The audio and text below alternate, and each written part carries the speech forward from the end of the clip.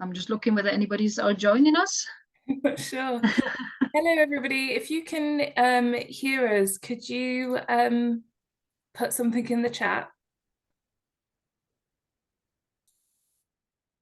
Hello. Hi, Yeah. Vicky. Perfect.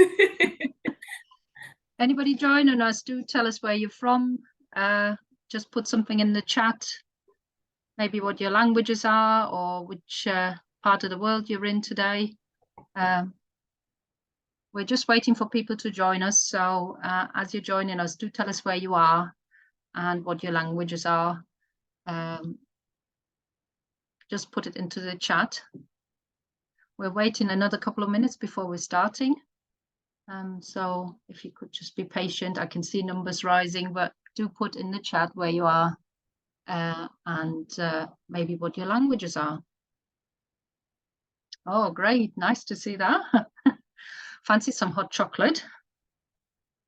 I'm currently in Sheffield in sort of the north of England. It's been a sunny day, but fairly cold.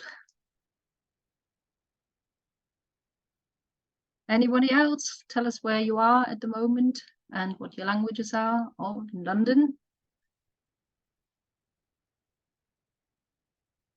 Where are you, Lorna? Oh, I'm in Leicester at the minute, so the Midlands, and we have a little bit of blue sky today. A Nice. tiny bit. Um, but I'm very jealous of Belgium and London. They sound really good, especially Belgium with the hot chocolate. Yes, I know. Well, we'll give it one more minute and then we'll start. Oh, French, English, Italian, Dutch. Oh, wow, fantastic. Brilliant. And it's rainy. That makes a change. Normally it's rainy up here in the north.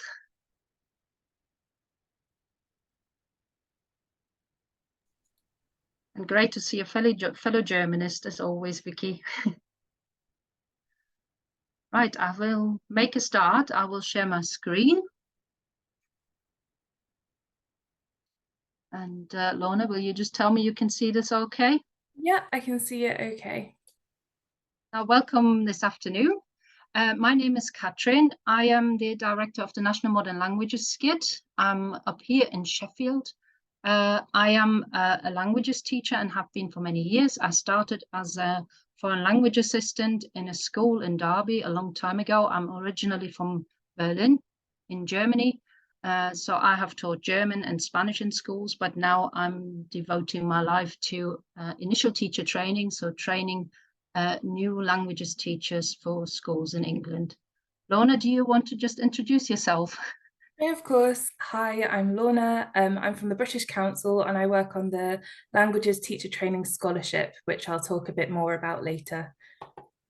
So we're both doing a bit of a double act today. So I'm going to start talking to you a bit about becoming a languages teacher in England and what it involves. And then Lorna is going to come in and talk about the British Council scholarships that are available. So if I start, there are a number of different routes into teaching in England, and they can be quite confusing as you're applying and trying to find your way around them. The historic way is through a university. So you apply to the university direct. And this university would normally start their training in September.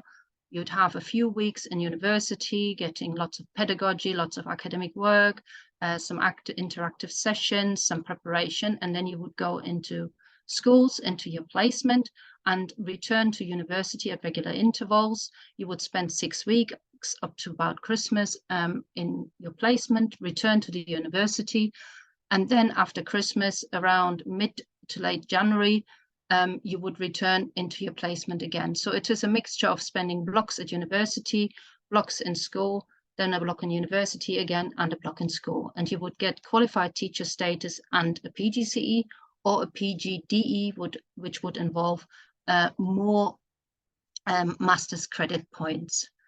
The next route is what was called School Direct. This sort of term is disappearing, but this is a collaboration between the university and the school.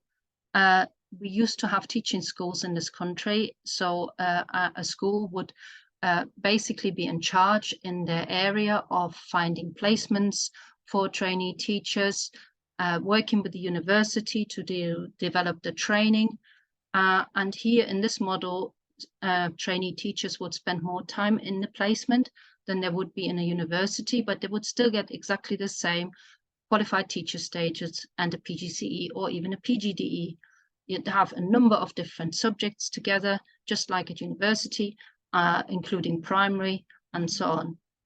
Another model is what is school-centered initial teacher training, or also we tend to just refer to it as SCIT.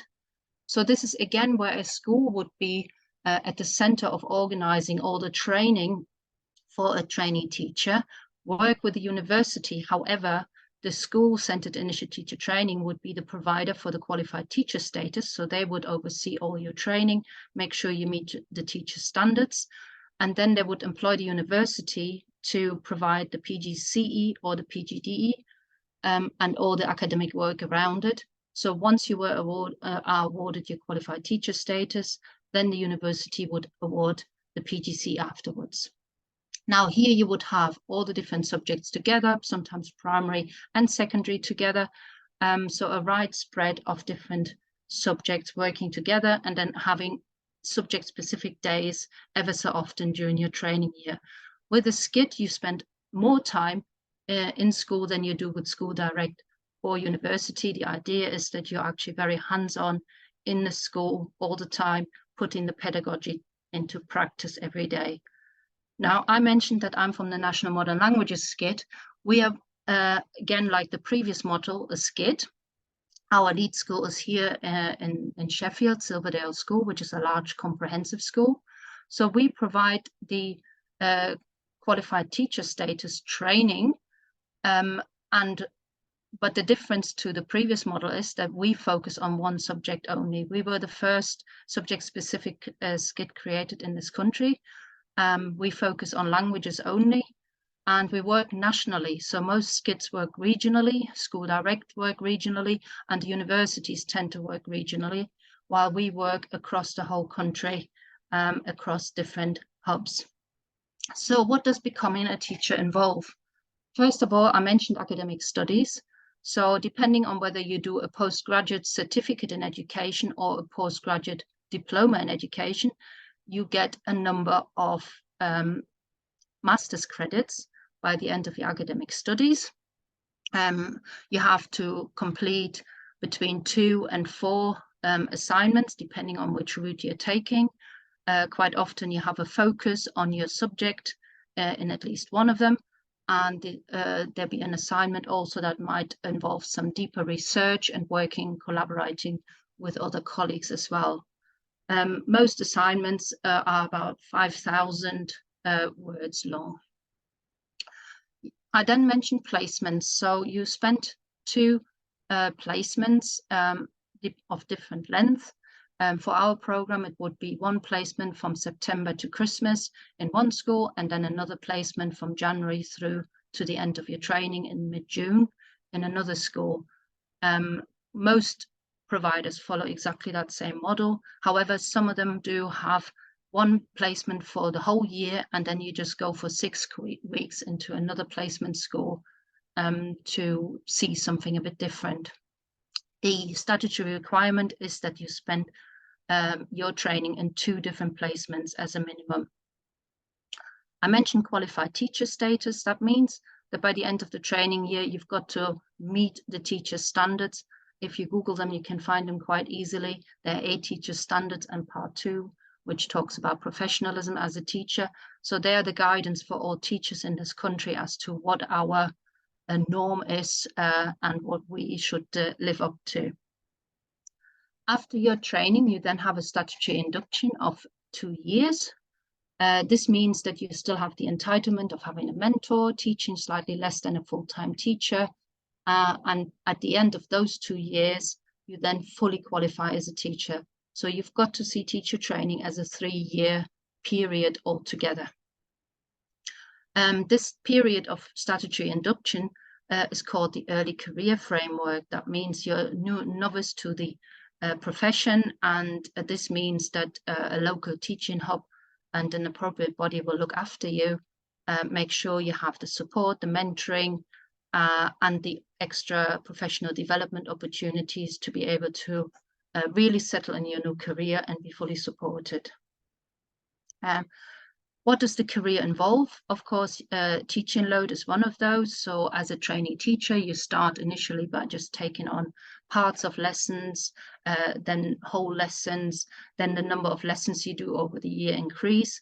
And by the end of the training year, you're sort of hitting 80% of a full-time timetable. Then when you go into your statutory induction as an early career teacher, you then obviously are teaching completely on your own, while as a trainee teacher, you always have your host teacher or your mentor in your classroom with you. You then are on your own. You also have at least you share a tutor group, so you become part of that pastoral side of the teaching. You have, I mentioned, there's the abbreviation CPD, which you will see all the time. That is continuous professional development. So you will have opportunities for that in school and outside school. And then gradually you can maybe find your way into opportunities for leadership, such as being a head of year, a leader of a subject, and then of course carrying on into higher roles within the teaching community.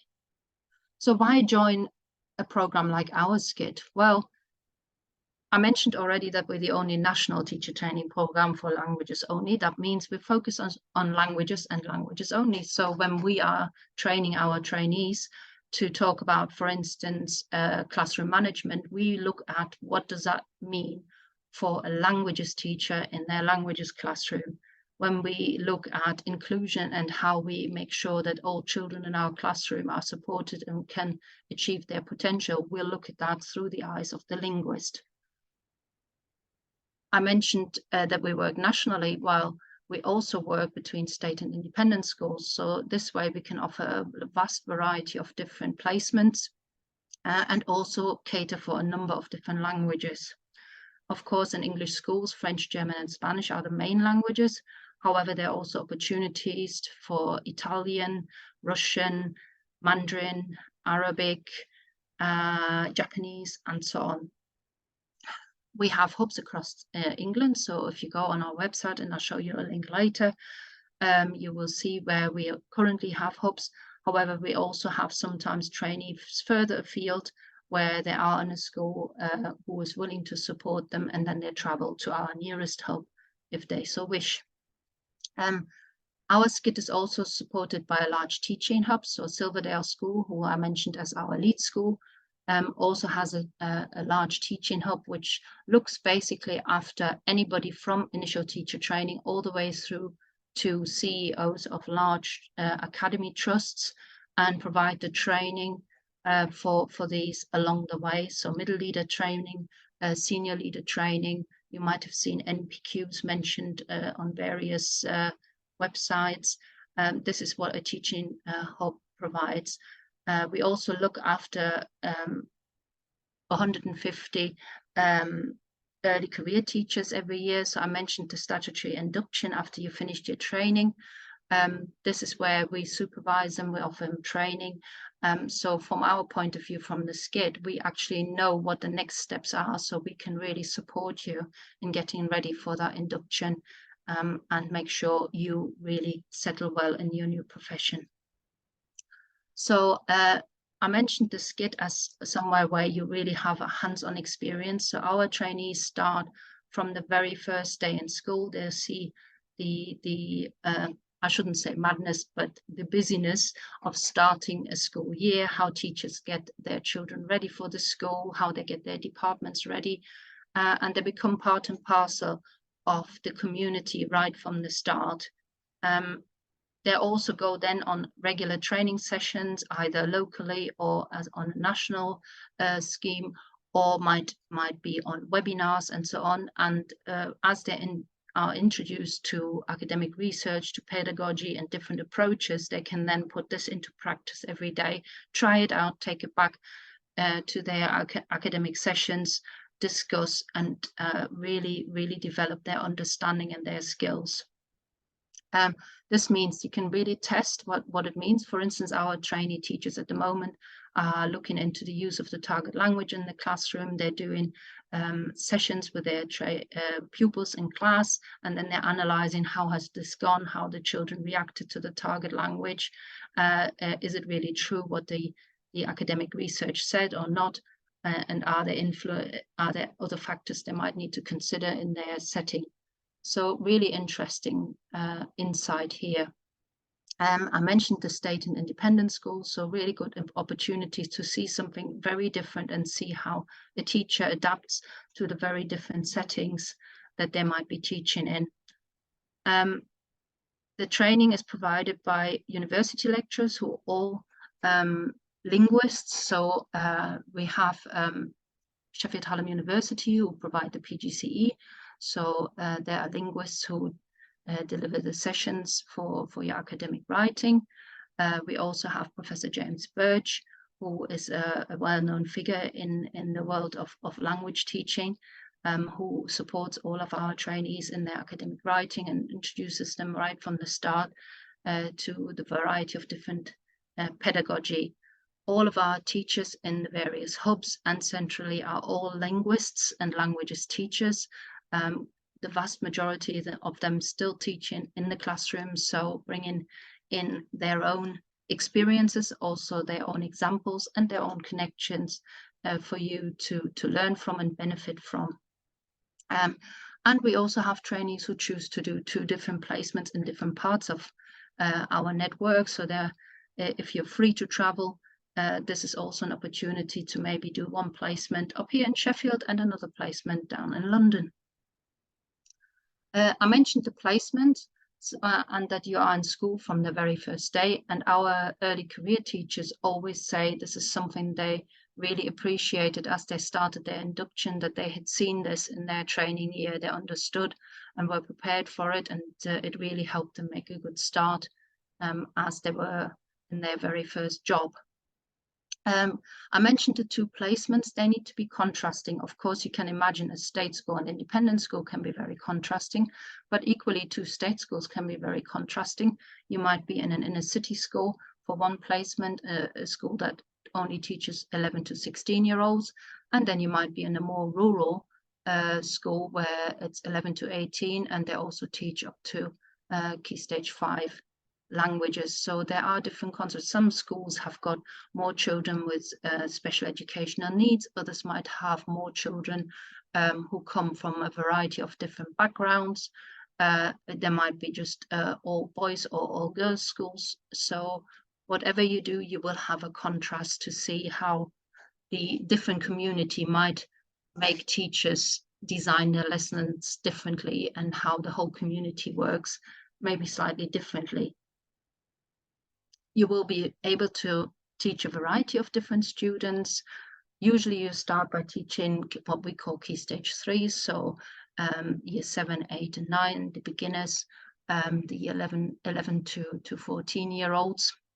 And then you gradually get also an insight into what we call Key Stage 4, which is the GCSE years, the 15 and 16-year-olds, and also experiencing 6th form. You will be able to teach more than 1 language. If your main language is one of the lesser spoken languages like Italian, Russian, Mandarin, Japanese, and so on, we will require you to have a second language like French, German, or Spanish just to fill your timetable and give you the opportunity also to apply for full-time jobs after.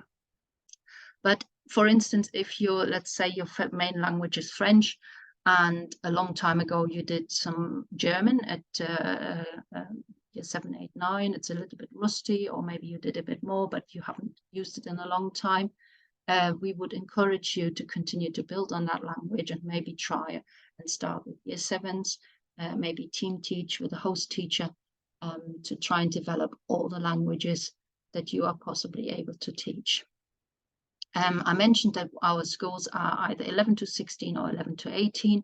We will make sure that you get the opportunity to also experience Key Stage 5 and know what it's involved to prepare, plan your lessons, teach your lessons, and also assess the work of those pupils. And we will encourage you to be part of the school as a whole. Some of our trainees have already accompanied trips early on to, and there are Christmas markets coming up now, so some of them will very much enjoy going with their schools on those. We also encourage you to shadow a duty of a teacher, just so you see what it's like, because all of these jobs are part of your job once you are in your first position in school. Some of our trainees take part in chess clubs. They can become involved in drama in school, or if they're sporty, they help run a sports club of whatever their special talent is. Some of them are on languages clubs, or for instance, if they know some not so common languages, they maybe run a club to teach those languages. So as a whole, you become in your training year, and even though each placement seems to be very different, but by the time you've settled, you are part of this community. A lot of our trainees are now saying, oh, we don't really want to move. We never thought we were going to be part of this community when they started in September, but now we are in November and they feel very much at home. However, once they move in January, it'll be hard, they'll be getting used to something new, but by the time they get to March, they'll be part of yet another welcoming community. And it gives them the opportunity also to find out what sort of community they're looking for when they're applying for their jobs, where they would be at home as a teacher. So what can you gain? I already mentioned a couple of things. So the qualified teacher status is the first thing you gain at the end of your training year. I mentioned the postgraduate certificate in education that carries 60 master's credits. They're fully portable, so many of our ex-trainees decided at a later point to then do their masters, and they can use those credits towards the master. A full master's is 180 credits. We support you with your applications, so now in the next month or so, we're starting with our current trainees, looking at what schools to choose, what to look out for, how to write your application, and then also how to prepare for the interview, where you often have to do a demonstration lesson. You of course have your interview as well, and maybe some other activities. And then we continue to support you once you've finished your training. So we regularly send messages to our early career teachers, check that they're okay, support them if they've got any questions, invite them to language teacher events, send them information and so on. So you're not alone, and you always have somewhere to go back to in case you need some sort of extra support. So I think I've given you lots of reasons why you could choose us. But one of the things as well is that our course is also not only being taught by current teachers and all languages teachers, but it's also been designed by all of us. So we all work together. We bring in our own experiences and add our examples. So it is a very much organic course that continues to develop and really helps budding languages teachers get ready for the classroom. I'll let you read our Ofsted quotes that we picked out. I'll just bring them up on the screen.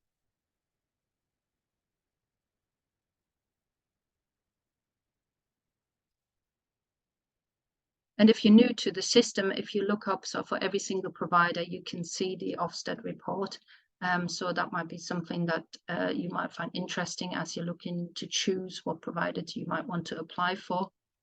But we were very proud that in our last Ofsted, it was recognized how hard we'd worked to link the research and the practice and to really make our subject part and parcel of everything.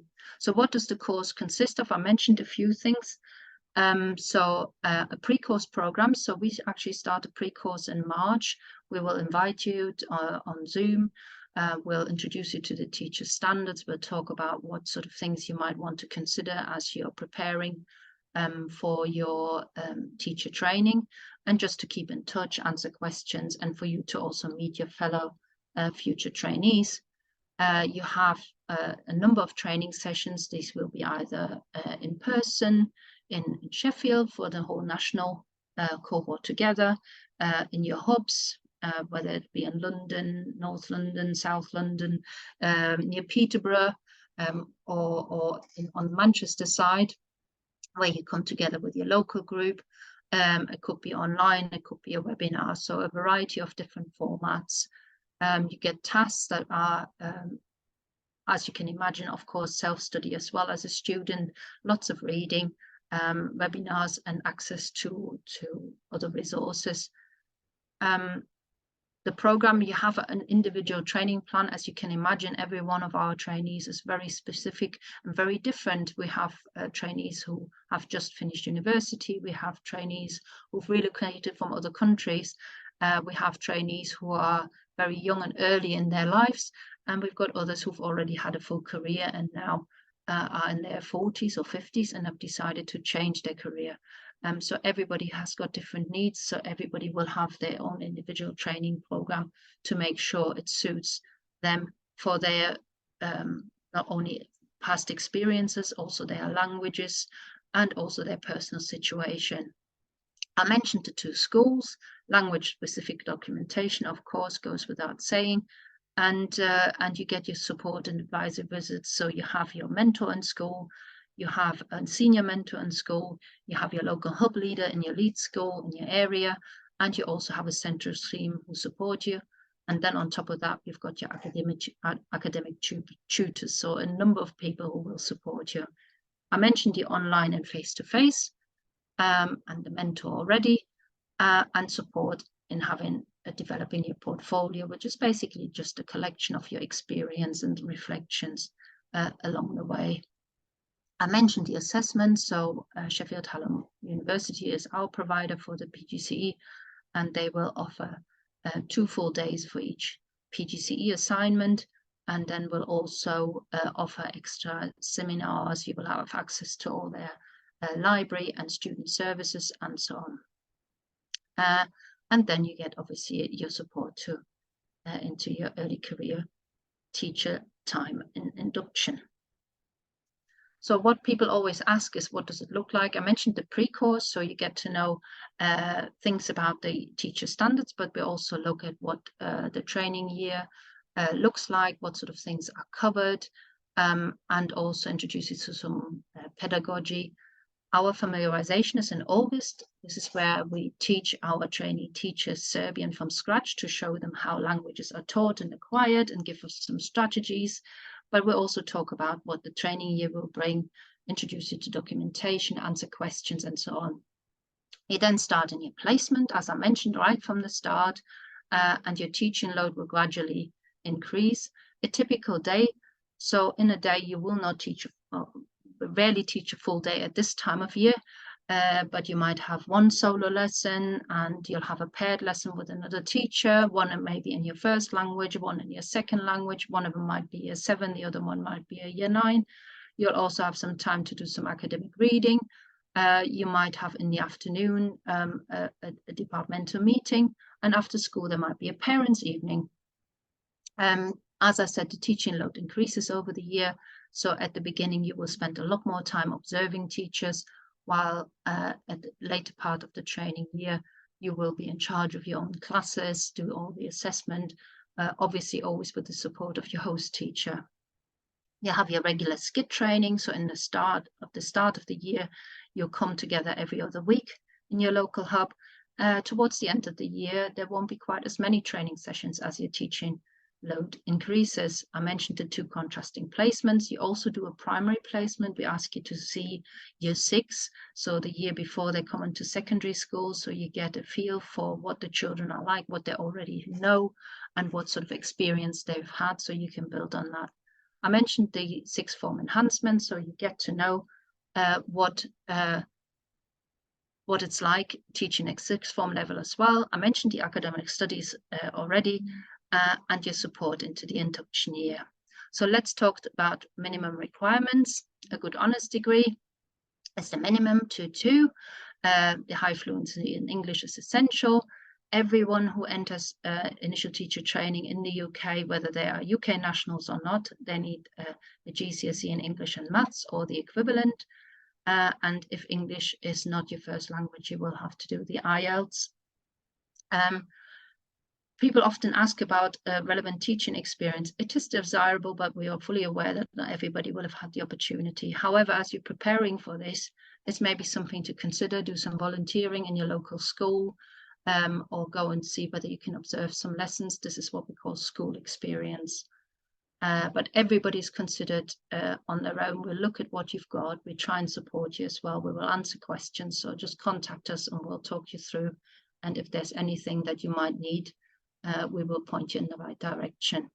So consider what to consider. School experience, maybe if you Google school experience, you can actually go on the portal and see which schools have signed up, and maybe go and see some languages lessons, observe, and get an insight into what it's like these days. Check out the different providers. I could tell you we are the best and you should apply to us, but I think it's really important that you find the right course for you. So please check, look at what there is, try and visit all, ask all the questions, and then find the right one for you. Now, I mentioned a second language that might be a little bit there in the background that you've not used and is a bit rusty. So there are subject knowledge enhancement courses available, which a provider can make part of the conditions, and that would enable you to access up to 28 weeks of subject knowledge enhancement prior to your training. So if there's a bit of rusty German that you want to bring up to scratch for September start, you could do that, and you basically the government will pay for the course, and will also pay you £175 a week for learning. However, they do require about 20-25 hours of learning a week. So however, we have some trainees who do this part-time, so they might stretch a 12-week over 24 weeks. So again, we can talk to you about that. So look at DFE Apply and what sort of things you need to put in there. Make sure you've got all these documents available. Certificates of good conduct, that is when you've lived or worked in another country in the last 10 years. You will need those from every single country that you've been in. Again, we can advise you on that, and choose your reference as well.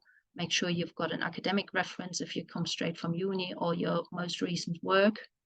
And all the referees will have to write from professional email addresses. And then just quickly, I'm just keeping an eye on time, the interview process. So once you put your application into DFE Apply, it'll come to us as a provider. We will have a shortlisting process, and then we will decide to invite you for interview. For our program, you would be required to do 2 written tasks, one in English and one in your first foreign language. Each one takes about half an hour. And then at interview, we also ask you to do a little 10-minute teaching task with 5 or 6 children, year 8 usually. You will be able to prepare that one in advance. And then you have about half an hour interview. And then at the end of the day, one of us from the panel will call you and let you know of the outcome. So fees and bursaries. As you may have seen already, there are £25,000 available. We will check your eligibility and advise you and apply for that on your behalf. You might be able to draw on tuition fee loans. So our fees are there on the screen, sorry. So please check with Student Finance England whether you're eligible for a tuition fee loan or maintenance loan. Okay, I'll hand over to Lorna. Okay, brilliant, thank you. Hi everyone, I'm Lorna. Just before we move on, if you have any questions for Catherine, please do put them into the chat or the Q&A box, and we can come back to them and answer any questions. Equally, if you have any questions whilst I'm presenting, feel free to ask them and we can come back to them, okay? So I'm going to talk about the scholarship. The scholarship is for specifically French, German and Spanish, for those of you that are interested in teaching those languages. And it's awarded to the most gifted trainees in partnership with the Department for Education. And this is mainly, it's only in England as it's partnered with the Department for Education for England. So Catherine, sorry, could you move on to the next slide? Thank you. So what is the scholarship? The scholarship is just a recognition of the talent of the trainee. It's £27,000 of financial support during your training year, and it's in place of the bursary. So you can't hold both at the same time, unfortunately. So you'd either get the £27,000 scholarship, or you'd still be eligible for the £25,000 bursary. Okay. And this is paid through your provider. The bursary will be eligibility checked by your provider, and it should be pretty straightforward. However, the scholarship, you'll have to apply separately to the British Council, and we can talk a bit more about that in a moment. Thank you, Katrin. Thank you. And on top of the financial benefits of the scholarship, there's lots and lots of different things you might find beneficial during your training year. If you were to be awarded the scholarship, then you would gain access to free membership to the Association of Language Learning, which is a fantastic association that's run for teachers by teachers of MFL. And I'd encourage you to look into it, but we would pay for a year's membership for you. We have expert speakers in the field of MFL, host webinars. We do webinars once a month with our scholars.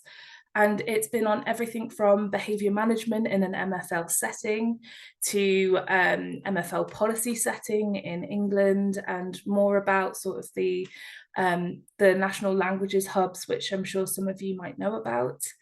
There will be training and networking opportunities from bodies such as the Institut Français, the Goethe Institute and the Spanish Embassy, the Consuria. We work very closely with these organisations, and there will be lots of things that we can promote to you so you don't miss out. There will also be invitations to the all-party parliamentary group meeting at the Houses of Parliament. We'll actually be taking some scholars to the next one shortly. This is a group that discusses issues around MFL in education, but also broadly in the UK too. So it's a very interesting group, and they discuss lots of different things, and there'd be an opportunity either to attend in person or online. You would also be up to date with the British Council Schools offer. We do a lot of work in the UK, and you'll be able to build your network and understand what programmes that you might be interested in joining in on, such as Schools Connect, or you might look into getting a language assistant into your classroom. But there's lots of different things the British Council do, which could help bolster you to become an international coordinator later in your career. It will also look absolutely fantastic on your CV if you were to be awarded the scholarship, as it's a scholarship awarded by the British Council, but also the Department for Education. So it's always a good boost. Okay, thank you, Katrin. So the process, we are due to open on the 5th of January. For our first round. Each year we run 2 rounds of applications, and we suggest that you apply as early as possible. The first round will open on the 5th of January and close on the 1st of March. The second round will open in May and close in around mid-June.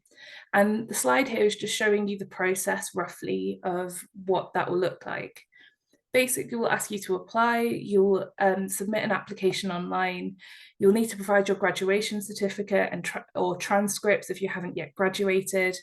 Where relevant, if you are an overseas candidate or you gained your qualification overseas, we will require an ENIC, which is a comparability statement to show that your degree is comparable to a UK bachelor's degree.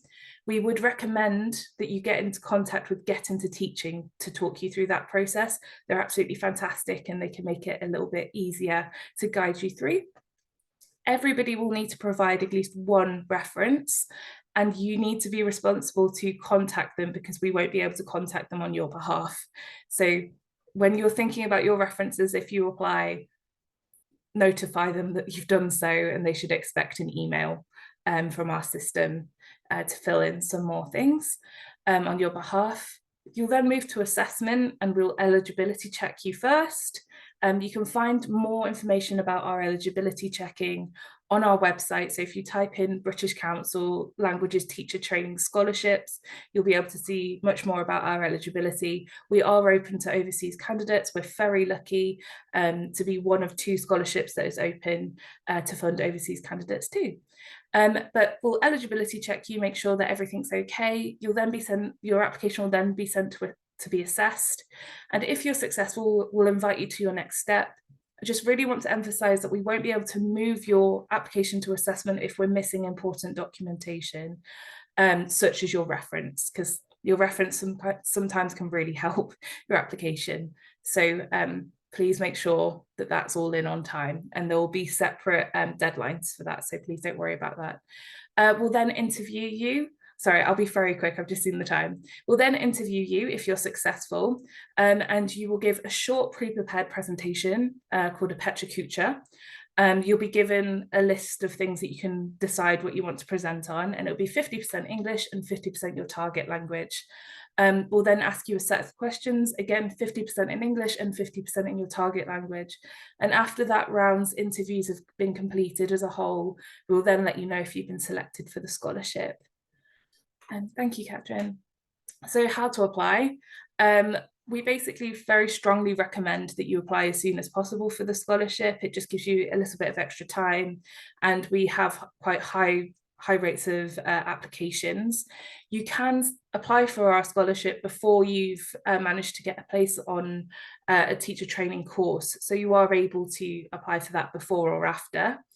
So if you're ready in January to apply for the scholarship, please do. It doesn't matter that you don't have an ITT provider yet. I just want to make very, very clear that the British Council is not we're not a teacher training provider ourselves. Therefore, you need to find a teacher training provider that is not the British Council. And it's your responsibility to secure a training place by the 1st of September, okay? You can obviously search for courses online using the Gov website. And again, we award around 175 scholarships, which is a good amount, but you'd be surprised with how many applications we get. So please, if you are thinking about it, try and do it as soon as possible. And that's it from me. Again, if you have any questions, please do just post them. Thank you, Lorna. So just talking about how to apply. So you've got a QR code here on the screen. If you want to, haven't been on the Get Into Teaching website, that would be my go-to. And like Lorna said, you can sign up for some help from Get Into Teaching advisors. So I'd strongly recommend that, especially if you are a non-UK national and have had most of your training abroad. They will point you in the right directions. However, you can also always contact us as well, and we will help you too. The way the DfE Apply works, you can then put in there either, as you can see on the screen, search by a postcode, or you can put the actual provider in if you wish, and make sure you pick secondary languages, as there is no primary languages PGCE. You would have to do a primary teacher training, and this involves all subjects and not just languages, so just be aware of that. And then you can choose your courses, you pick your provider. I've got ours on there, and then when you go in there you get more information about the provider. Now, just to talk about visas, because that's always a question, please be aware that SCITs, because they are actually attached to schools, they can actually not sponsor visas. So you would have to have permanent residence in this country, or already a graduate or a spousal visa. If you need a visa sponsor, you would have to go to university, as they're the only ones who can sponsor visas for trainee teachers. For our program, you can also pick the hub, the area that you wish to apply for. And Lorna mentioned ALL earlier on, the Association for Language Learning. Just be aware there is a special discount if you wanted to sign up. I've been a member for ALL for years, and after actually this morning been to a brief little A-level conference here in Sheffield that ALL has run. You have access to loads and loads of resources, schemes of work, lots of pedagogic academic reading, sorry, and also an access to a network of fellow teachers, like-minded linguists, and so on. And just here, QR code for our organization. So if you wish to go on our website or contact us directly, please do so. We're happy to talk you through it. And like I said, it's about finding the right provider. So we're happy to answer the questions from anyone. So So this is question and answer time. If there are any questions, I'll stop sharing. Please do put them in the chat or in the Q&A. Actually, it's better to say. I don't think I've got any questions at the minute. I've just posted the link to the scholarship. Okay, thank you. But I think maybe we've covered most of the questions, but if there's something else, please do feel free to ask now, or otherwise just contact us, and we are always happy to answer any questions, or go to the Get Into Teaching website and ask there. I'll give it a couple of minutes just in case anybody else has got any other questions. Yeah, definitely. I would also recommend getting in contact with a Get Into Teaching advisor. Completely free service, is really good and can just guide you through everything and talk you through applications and help you with, I think, interview techniques as well. So they're really good if you're feeling a little bit overwhelmed, or if you want to just have kind of a guide through the process. Yeah. We have a question. Is the application for university, Schools Direct and Skip all through the same channel? Yes, so you all go through DFE Apply and you will have 4 choices. So yeah, all through the same channel. Brilliant, thank you. And I was just going to mention, in case there are career changes among those who are listening to this, there's also Now Teach. If you Google Now Teach, I'm sorry I haven't got a link on that, but if you just Google Now Teach, they support career changes. So that is another channel of support who will talk you through the application and support you throughout your training year and beyond. And many of our trainees every year access the support from Now Teach. So that certainly I would recommend that. Well, if there are no questions, thank you ever so much. Nice to see, or I'll see Vicky's name there in the chat, but also to see you, Lorna. Thanks. It's been a nice double act, and hopefully we've answered a lot of questions. Thanks, Vicky, for putting the Now Teach link in the chat. So yeah, and you know where we are. If anybody needs any help or has any questions, please come and contact us. We're always happy to help. Bye-bye. Nice seeing you. Thanks, Catherine. Thank you, Lorna. Bye-bye. Bye.